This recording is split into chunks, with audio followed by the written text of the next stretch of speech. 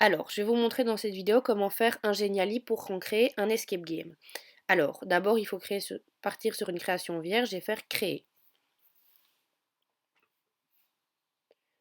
Ensuite, ici, je vais créer plusieurs pages. Donc, une page, c'est ce que va voir la personne quand elle va cliquer sur votre Geniali.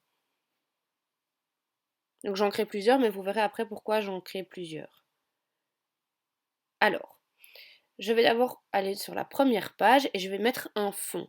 Donc, en l'occurrence, j'ai envie d'une barrière, donc je vais choisir une barrière. Je vais d'abord chercher dans les images prédéfinies, mais je ne trouve pas ce qu'il me faut. Donc, je vais aller dans les images Pixabay. Donc, les images Pixabay, ce sont des images qui sont libres de droit et on peut faire une recherche. Donc, j'ai besoin d'une barrière, je tape barrière.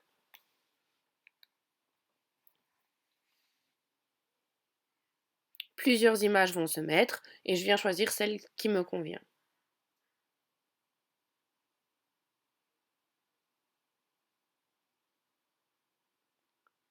Ce que je vais faire ensuite, c'est que je vais créer une zone invisible. Alors, une zone invisible, en fait, lorsque on va passer la souris sur la barrière, cette souris va changer, ça va devenir une main et on va pouvoir cliquer dessus et arriver à un autre endroit. Ici, je vais faire en sorte qu'on arrive sur une deuxième page.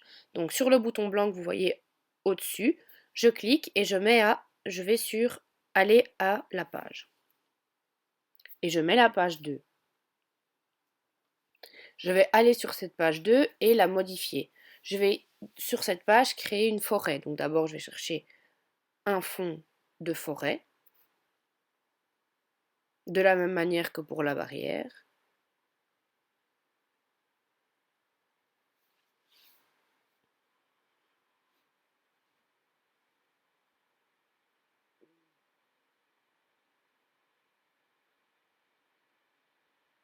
Je choisis celle qui me convient le mieux, mais c'est comme avec la barrière tout à l'heure.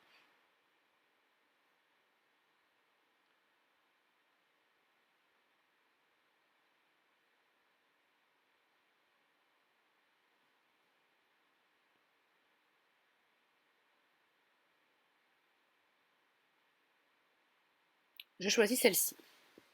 Ensuite, je vais rajouter une image. Je vais choisir une image avec sans fond, je pense, ou une image à fond transparent.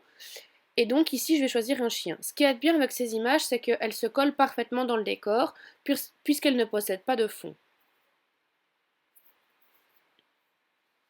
Donc je vais chercher un animal et je vais le sélectionner.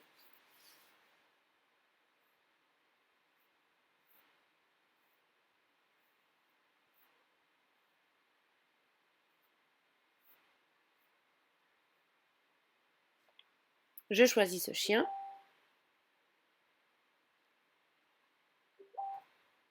et je vais le redimensionner pour qu'il soit à la taille que je veux.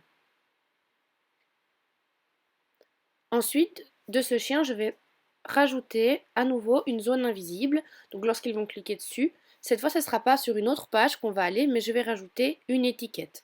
Donc ça va un peu donner comme une bulle de conversation. Et ici, je vais inscrire un message. Donc je clique sur étiquette.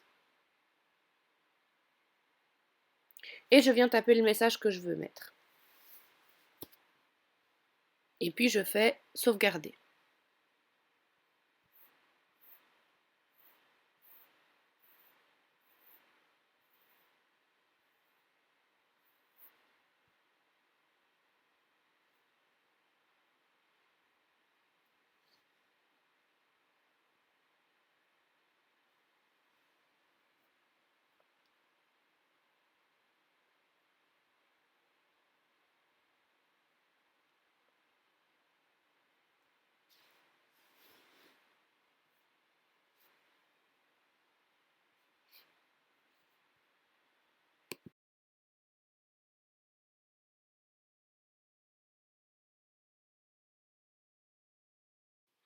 Voilà, alors ici donc je vais enregistrer mon travail pour le prévisualiser. Je vais me rendre compte que la petite bulle ne se met pas à l'endroit où je voudrais, mais quand je vais le reprévisualiser, je vais me rendre compte que ça se met bien, donc je ne le modifie pas.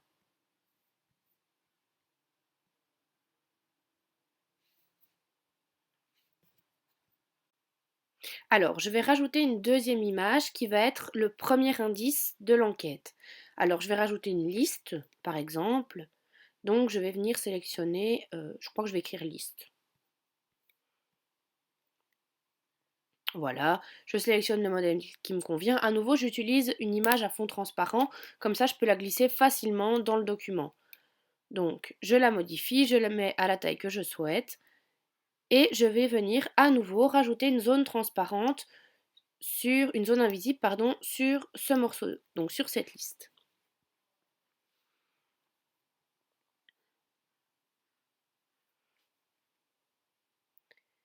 Et alors, cette fois, cette zone invisible nous mènera à une nouvelle page. Cette nouvelle page, ça va être une page avec un fond blanc qui va être cette fameuse liste vue de près. Donc je mets aller à la page et je sélectionne la page 3. Ensuite, je vais aller modifier cette nouvelle page.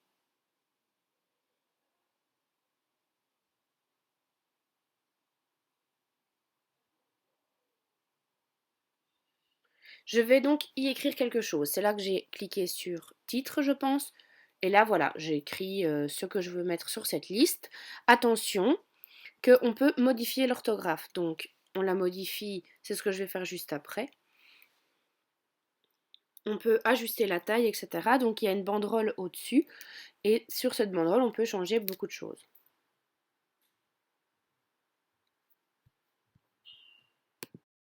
Voilà, alors j'ai rajouté un fond, etc. Donc de la même manière que depuis le début. Et maintenant, je vais changer l'orthographe. La police, pardon. Donc ici, j'ai choisi une police où on a l'impression qu'on a écrit à la main. Et puis, je vais changer la taille de la police. Je vais souligner. Enfin, vous voyez qu'il y a beaucoup de possibilités pour les écritures.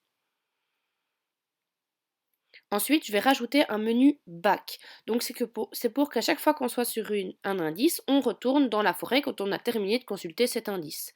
Donc je choisis la forêt comme élément de retour. Et ensuite, on va prévisualiser, donc voir ce que ça donne. D'abord, avant de prévisualiser, je vais mettre des effets de transition. Donc vous les choisissez, il y a toute une liste et quand vous passez la souris dessus, vous voyez ce que ça donne avec le A et le B.